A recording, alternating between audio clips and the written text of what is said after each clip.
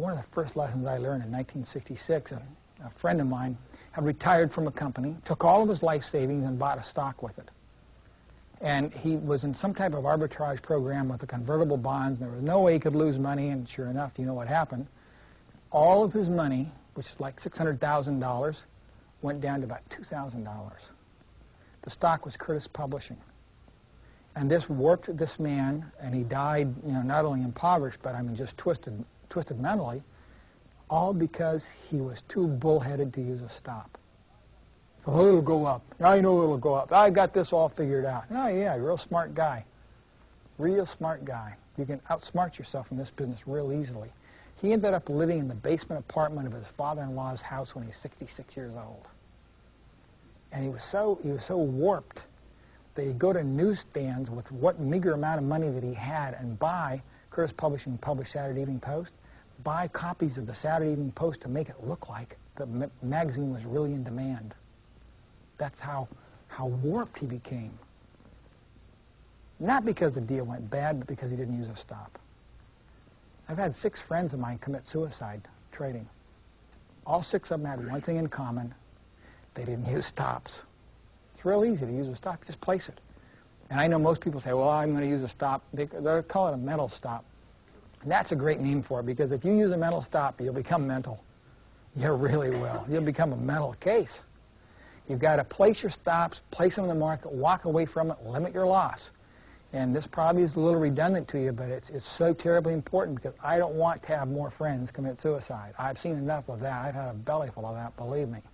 I don't want to see people ending up impoverished and destroyed by the markets because they didn't use stops.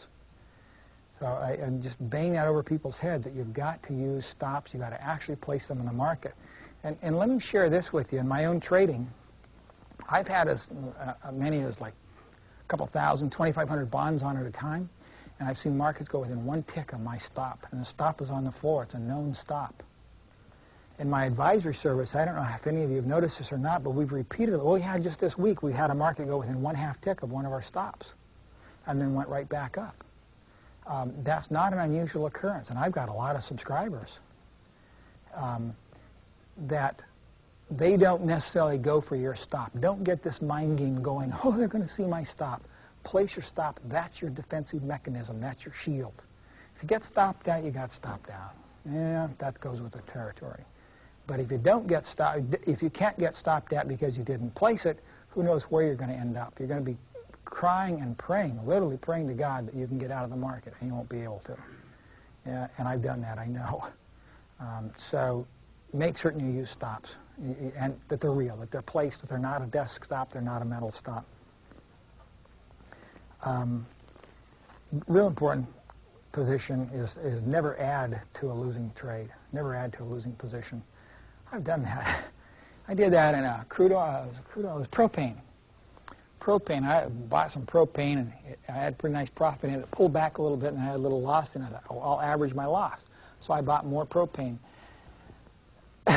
Just before propane went locked limit down 17 days in a row. Cost me $375,000 to learn what I just told you. Don't ever add to a losing position. $375,000, that's a lot of money, folks. That's a year's salary or so. Yeah, and a huge amount of money because I added to a losing position. When I look back at my commodity timing and see where my biggest losses have been during the year, it's always I got so bullish that I bought one more. I've seen it. You just cannot do it. You cannot add to a losing position. So make that an absolute. Don't add to a losing position. If you do, man, you're doing it wrong. You're doing it wrong. Don't do it. Another thing that happens a lot is you make errors. I've made a lot of errors trading. I'll say buy instead of sell. Have you ever done that? Have you ever had that happen?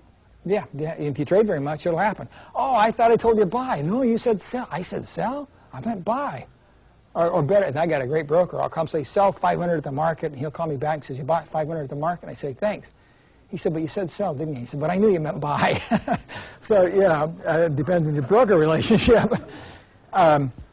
But you will make errors. At some point, if you trade very much, you're going to say buy or sell or give the wrong price or whatever. Well, here's my advice on that. As soon as you find out it's an error, get out. Don't wait for it to move back. Don't wait for it, just get out. Ira Epstein is, you see Ira on television a lot. Got to know Ira a few years ago. Ira relates a couple of great stories, and I don't know how many, millions of orders he's executed for customers as a discount trader, a brokerage firm. And he said that is an unequivocal rule. If there's an error, you get out, you argue with it, arm wrestle about it later. But, you just got to get out because too many disasters have happened waiting, hoping, praying that it'll come back to your price. If you're wrong, get out. It's as simple as that. If you made an error, get out of it.